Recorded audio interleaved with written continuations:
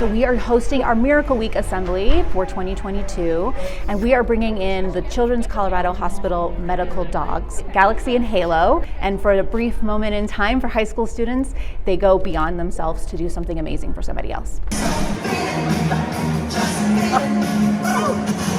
It's gonna feel very energetic and excited and wanting and ready to support this program, this amazing program that they're doing at the Children's Hospital. And I'm super excited to feed off of their energy today. We get to make the cut, which is hair cutting for the students, and they're donating that hair to the Children's with Hair Loss Foundation to make wigs. Then we'll bring in the dogs, and it's just really fun. It's a good way to get all the kids hyped up and ready for the rest of the week.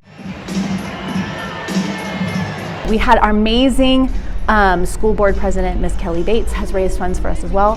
Last time I checked, I think she's at $6,900. The dog and getting to a point where they can relax and absorb what's happening to them in a very different way. So yeah, it's exciting to get back. We did have a homecoming assembly this year, so it's at least nice to be able to have our Miracle Week Assembly, since it's just so much more than just celebrating our own sports teams and our own groups. It's, like I said, it's about celebrating somebody else.